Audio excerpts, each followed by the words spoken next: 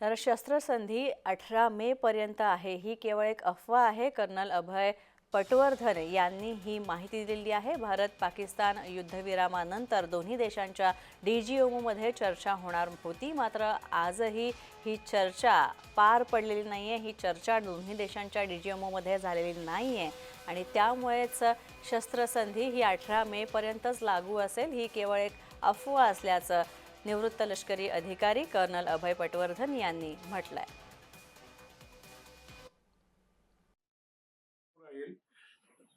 जोपर्यंत तुमच्याकडनं काही आगळी घडत नाही, ज्या दिवशी ज्या वेळेला तुमच्याकडनं ही आगळी घडेल त्यावेळेला आम्ही सीज फायर संपलं असं समजू आणि योग्य ती युद्ध घेतात तशी ऍक्शन घेऊ. त्यामुळे या अफवेला काहीच अर्थ नाही आहे की सीज फायर टेम्पररी होते. टेम्पररी आहे, पण हे इनडेफिनेट टेम्पररी आहे.